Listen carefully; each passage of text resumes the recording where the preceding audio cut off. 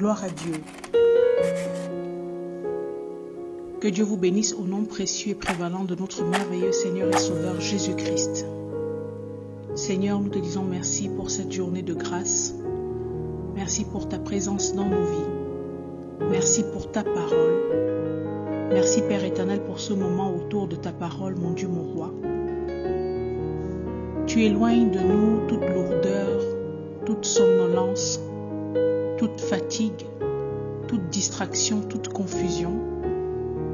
Et tu disposes nos cœurs à écouter et à recevoir ta parole avec humilité et douceur, afin que nous puissions davantage t'aimer, nous attacher à ta parole et marcher selon tes ordonnances. Reçois toute la gloire. Au nom puissant de Jésus-Christ de Nazareth, nous avons prié. Amen. Soyez abondamment bénis au nom de Jésus-Christ. Le texte d'aujourd'hui se trouve dans l'évangile de Matthieu. Nous allons faire la lecture dans l'évangile de Matthieu, Matthieu chapitre 2. Nous allons lire du verset 1 jusqu'au verset 12.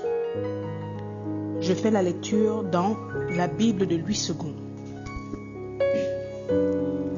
Jésus étant né à Bethléem en Judée, au temps du roi Hérode, voici des mages d'Orient arrivèrent à Jérusalem et dirent : Où est le roi des Juifs qui vient de naître ? Car nous avons vu son étoile en Orient et nous sommes venus pour l'adorer. Le roi Hérode ayant appris cela fut troublé et tout Jérusalem avec lui. Il assembla tous les principaux sacrificateurs et les scribes du peuple, et il s'informa auprès d'eux du lieu où le Christ devait naître. Ils lui dirent à Bethléem en Judée, car voici ce qui a été écrit par le prophète. Et toi, Bethléem, terre de Juda, tu n'es certes pas la moindre entre les principales villes de Juda, car de toi sortira un chef qui paîtra Israël, mon peuple. Alors Hérode fit appeler en secret les mages et s'enquit soigneusement auprès d'eux depuis combien de temps l'étoile brillait. Puis il les envoya à Bethléem en disant : Allez et prenez des informations exactes sur le petit enfant. Quand vous l'aurez trouvé, faites-le moi savoir, afin que j'aille aussi moi-même l'adorer. Verset 9. Après avoir entendu le roi, ils partirent. Et voici l'étoile qu'ils avaient vue en Orient allait devant eux jusqu'au moment où, arrivée au-dessus du lieu où était le petit enfant, elle s'arrêta. Quand ils aperçurent l'étoile, ils furent saisis d'une très grande joie. Ils entrèrent dans la maison, virent le petit enfant avec Marie sa mère, se prosternèrent et l'adorèrent. Ils ouvrirent ensuite leur trésor et lui offrirent en présent de l'or, de l'encens et de la myrrhe. Puis, divinement avertis en songe de ne pas retourner vers Hérode, ils regagnèrent leur pays par un autre chemin. Que Dieu soit loué, que Dieu soit béni, qu'il soit glorifié au nom de Jésus-Christ. Voilà un texte que nous connaissons. Nous avons l'habitude d'entendre ce récit dans plusieurs prédications. Mais aujourd'hui, nous allons essayer de le comprendre selon la direction que Dieu nous donne. Déjà, pour notre gouverne, Bethléem signifie littéralement maison du pain. Et c'était la ville d'origine du roi David, si on se rappelle très bien. Le roi David était originaire de Bethléem. Mais Bethléem, c'est aussi un petit village de la banlieue qui se trouve entre 8 et 10 km au sud de Jérusalem.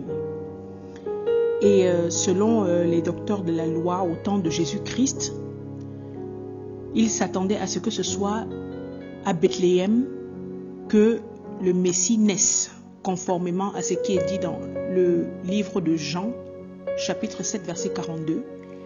Il est écrit : l'Écriture ne dit-elle pas que c'est de la postérité de David et du village de Bethléem où était David que le Christ doit venir ? Donc tout le monde s'attendait à ce que ce soit de Bethléem que le Messie soit. Et ici dans ce passage, à partir du verset 2, on voit une question qu'ont posée les mages. Où est le roi des Judéens ? Et c'est une question vraiment très percutante, c'est une question très importante parce que à nous encore, à beaucoup d'entre nous encore aujourd'hui, ça nous arrive de nous demander où est le Seigneur Jésus. Il y a des personnes qui ont cherché partout, qui ont essayé par tous les moyens de connaître qui est Jésus-Christ, qui ont essayé de le rencontrer. Et ici, nous avons l'histoire de ces mages. Déjà, les mages, le nombre n'est pas précisé, ils n'étaient pas 3 comme la tradition nous l'enseigne dans le monde. Généralement, on parle du chiffre 3 en fonction du nombre de cadeaux cités, l'or, l'encens et la myrrhe, mais comme nous l'avons lu, il n'est nulle part mentionné qu'il s'agissait de 3 mages. Et c'était qui les mages? Les mages, c'était des savants, c'était des hommes de science, c'était des personnes qui aimaient la connaissance, des personnes instruites. Ils appartenaient à une caste, ils étaient membres d'une caste d'érudits zoroastriens. C'est-à-dire que c'est des adorateurs de la divinité païenne perse qui s'appelait Ahura Mazda. C'était la divinité de la sagesse. Donc les mages, c'était des adorateurs de la divinité de la sagesse, une divinité babylonienne perse. C'était donc des spécialistes de l'astronomie et non de l'astrologie. De l'astronomie, ils scrutaient les étoiles. Et leur connaissance, entre autres, de la culture, des prophéties, des écritures hébraïques, remontait depuis le temps de Daniel. Parce qu'il est bon de préciser une fois de plus que l'un des moyens que Dieu utilise pour se révéler puissamment encore à nous aujourd'hui, c'est sa parole. Frères, la connaissance des Écritures, la connaissance de la parole de Dieu crée en nous la volonté de se bouger, d'entreprendre des actions pour aller à la rencontre de ce merveilleux Seigneur et Sauveur Jésus-Christ. Et cette connaissance des Écritures hébraïques qui a permis aux rois mages, aux mages d'entreprendre le long voyage pour aller à la rencontre du Messie. Et je parle de long voyage, pourquoi? Parce que les mages se sont déplacés de l'Orient, de la Mésopotamie, qui est l'actuel Iran, jusque Bethléem, dans le but de trouver Jésus-Christ, roi des Judéens. Et selon certains chercheurs théologiens, ce n'était pas un voyage anodin, mais la distance parcourue était l'équivalent d'1 an et demi, voire 2 ans de marche. Est-ce qu'on se rend compte du voyage qu'ont entrepris ces savants rien que pour aller rencontrer Jésus-Christ? Là, à l'époque, les voyages se faisaient à pied, en chameau et autres, en caravane. Donc, on peut très bien comprendre que c'était loin d'être une recherche anodine, mais c'était une marche déterminée de persévérance où ils suivaient une étoile, ils se laissaient guider par une étoile, tout comme le peuple d'Israël dans le désert se laissait guider par la nuée, comme il se laissait guider par la colonne de feu. L'étoile les a guidés jusqu'à l'endroit où se trouvait le Messie. Et nous aussi, aujourd'hui, nous pouvons nous identifier aux mages. Parmi nous, combien de personnes ont eu à traverser d'innombrables situations, d'innombrables choses, ont entrepris de longs voyages, de longs parcours à la quête de la vérité. Et souvent, de manière inconsciente ou consciente, commettant des erreurs, on s'est trompé de direction, on est dans les fausses doctrines, même des fois des pratiques occultes, des fois d'autres pratiques, même la sorcellerie. Tout ça, ils cherchent quelque chose, ils cherchent la vérité. Ils cherchent à combler quelque chose dans le cœur, à ressentir ce que ces mages ont ressenti, comme on l'a lu au verset 10, une grande joie qui les a saisis quand ils ont vu le Seigneur Jésus. Beaucoup d'entre nous, nous recherchons cela.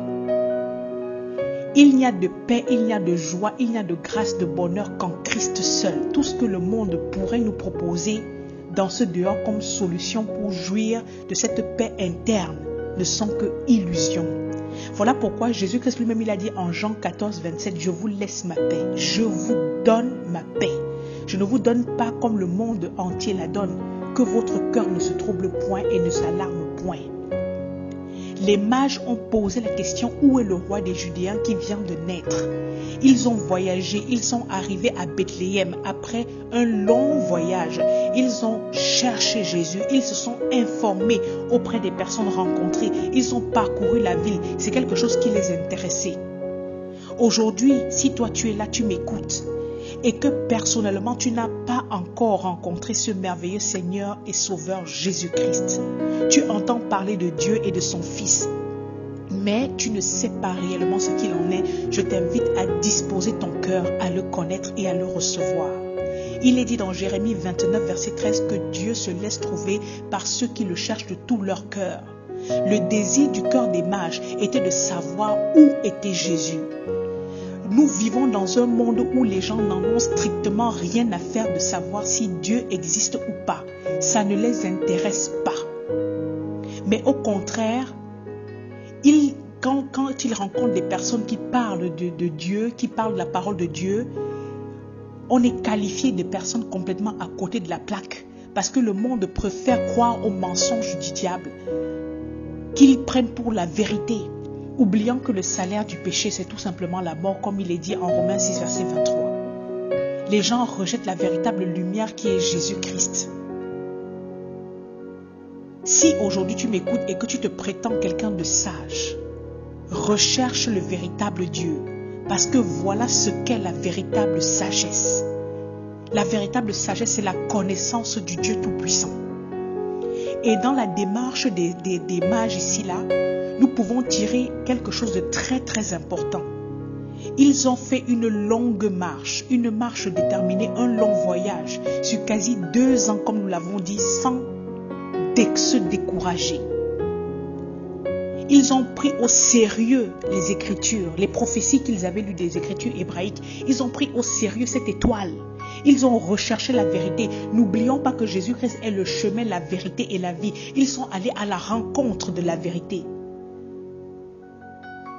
Et souvent, nous aussi, quand nous faisons nos premiers pas dans la marche avec Dieu, les tribulations, les railleries, les moqueries, la pression de l'entourage peuvent souvent constituer des freins, des sources pour renoncer durant notre parcours, favorisant notre rétrograde.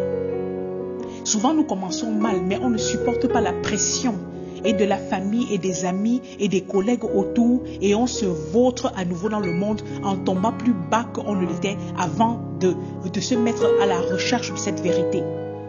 La recherche de la vérité, c'est quelque chose d'important, c'est un chemin de persévérance. Les mages ne considéraient pas cette étoile, ne considéraient pas le roi, le Messie comme n'importe qui. Voilà pourquoi ils se sont déplacés, parce qu'ils ont pris au sérieux cette étoile. Et on le voit d'autant plus encore au travers des cadeaux, comme il est dit, au travers des trésors qu'ils ont apportés au Messie. On parle de l'or, de l'encens et de la myrrhe. C'était des cadeaux précieux, des trésors précieux. L'or, c'est quoi? Nous savons que l'or, c'est un métal précieux qui symbolise la richesse et la fortune.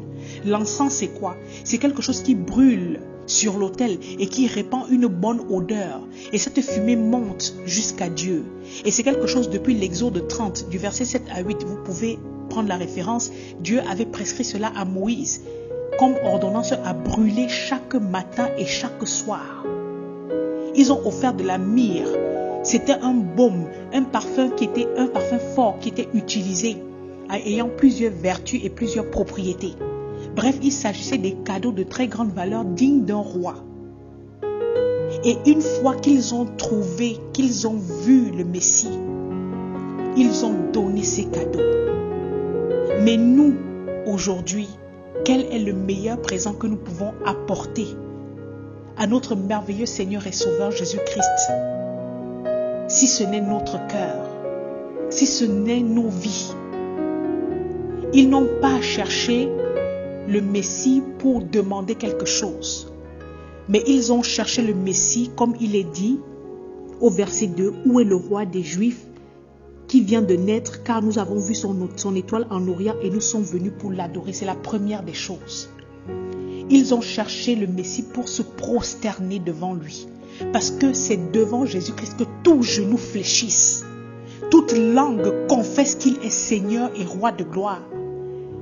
Et ils ont offert des cadeaux. Voilà le premier motif pour lequel nous devons rechercher le Seigneur. Et non pas pour être bénis, demander quelque chose en premier lieu. Et nous avons vu dans quel état cela a plongé. Cela a plongé le roi à l'époque qui était Hérode le Grand. La nouvelle l'a perturbé, ça l'a agité. Parce qu'il a senti sa place menacée. Et nous savons ce qu'il a fait par la suite comme action. Il a entrepris de tuer tous les garçons de moins de 2 ans et autres. Et comme lui aussi, toute sa troupe, constituée de principaux sacrificateurs, des scribes, toutes ces personnes ont été perturbées avec lui. Alors que c'était des autorités spirituelles de l'époque. C'était des personnes qui constituaient le Sénat, les docteurs de la loi. C'était des professionnels dans l'explication de la loi. Et ils connaissaient eux aussi, selon les rouleaux, selon les écritures des prophètes, ils connaissaient précisément le lieu de la naissance du Messie. Voilà pourquoi il est dit, car il est dit à Bethléem en Judée, car voici ce qui a été écrit par le prophète. Et on lit verset 6, et toi Bethléem, terre de Juda, tu n'es certes pas la moindre entre les principales villes de Juda, car de toi sortira un chef qui paîtra Israël, mon peuple. Donc ce sont des personnes qui eux aussi connaissaient précisément où est-ce que Jésus-Christ allait naître. Donc ici, je réitère que l'un des moyens que Dieu utilise encore pour nous indiquer sa volonté se trouve dans sa parole. La connaissance des Écritures hébraïques a guidé les mages de la Perse, de la Mésopotamie, de l'Orient jusqu'à Bethléem. Jusqu'à Bethléem. Et c'est le même moyen qu'aujourd'hui encore Dieu utilise pour se révéler puissamment à nous sa parole. La prédication de l'Évangile. C'est grâce à elle qu'on apprend à connaître quel est le cœur de Dieu, à aimer Dieu. C'est quelque chose de très important. Mais aujourd'hui, certaines personnes se demandent encore où est Jésus-Christ. Et avant de répondre à cette question, nous allons premièrement dire où Jésus-Christ n'est pas. Jésus-Christ n'est plus à Bethléem, ni quelque part d'ailleurs en Judée, en Jérusalem. Il n'est plus dans une crèche, dans une étable ou dans une maison ou encore moins sous un sapin. Il n'est pas perché sur une croix. Je le répète, Jésus-Christ n'est pas resté accroché à une croix. Il est dit dans Luc chapitre 24, versets 5 à 6, que saisis de frayeur, elles baissèrent le visage contre terre. Mais il leur dit, pourquoi cherchez-vous parmi les morts celui qui est vivant? Il n'est point ici, mais il est ressuscité. Le Christ est ressuscité. Il n'est pas dans un temple, dans un sanctuaire, dans une grande cathédrale, quelque part. Parce qu'il est dit dans Acte 7, verset 48, que Dieu n'habite pas dans les maisons faites de mains d'hommes. Il n'est pas dans une religion, dans un ministère en particulier, dans une église. Il n'est pas dans les chemins de croix, dans des grottes ou des falaises ou tout ce que les hommes nous inventent de nos jours. Il est partout. Il demande juste une disposition de cœur. Dans le psaume 139, versets 7 à 10, le psalmiste a dit « Où irai-je loin de ton esprit et où fuirai-je loin de ta face? Si je monte aux cieux, tu y es.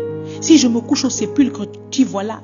Si je prends les ailes de l'aube du jour et que j'aille habiter à l'extrémité de la mer, là même ta main me conduira et ta droite me saisira. » Il n'y a pas un lieu, comme dit le psalmiste ici, où on ne puisse trouver Dieu. Simplement, il faut le chercher de tout le cœur. Il faut scruter les Écritures. Il faut aimer la parole de Dieu. Il faut méditer la parole de Dieu.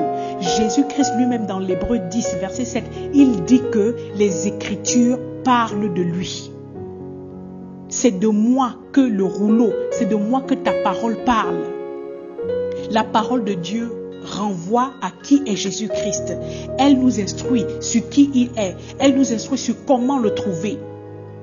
Dans les reproches que Jésus-Christ faisait aux pharisiens à l'époque, dans le livre de Jean 5, versets 36 et 39, il dit « Moi j'ai un témoignage plus grand que celui de Jean, car les œuvres que le Père m'a donné d'accomplir, ces œuvres même que je fais témoignent de moi, que c'est le Père qui m'a envoyé. Les Écritures témoignent de moi. » Vous sondez les Écritures parce que vous pensez avoir en elles la vie éternelle. Ce sont elles qui rendent témoignage de moi.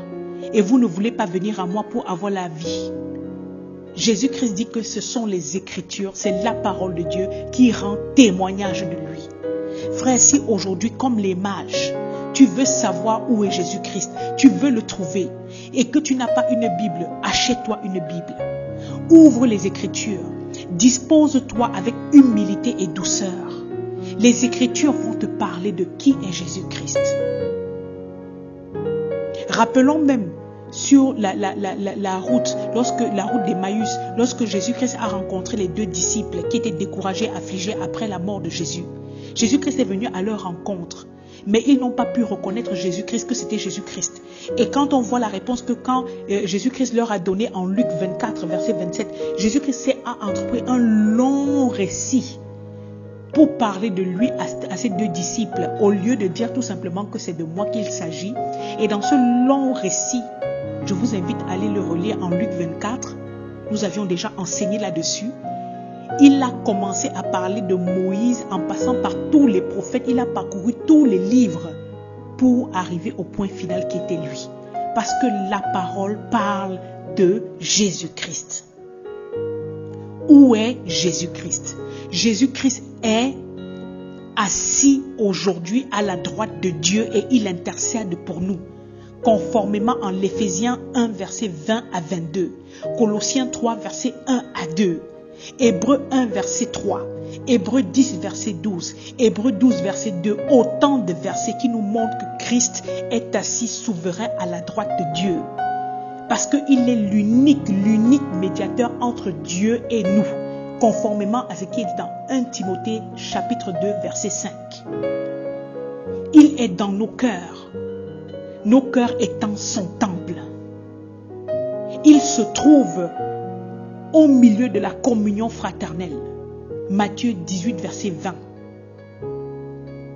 Je t'invite à demeurer là où on prie, là où on adore Dieu en vérité et en esprit. À rechercher la compagnie de ceux qui craignent et qui aiment Dieu. De ceux qui parlent de Dieu. Dieu est présent, c'est lui notre chef. Il est le chef. Il est notre Père. Il se trouve à la porte des cœurs aujourd'hui et il toque. Apocalypse 3, verset 20. Il veut rentrer. Ouvre la porte. Manger avec toi. Si tu ne le connais pas, sache qu'il n'est pas loin. Et il cherche une relation, une communion étroite avec toi.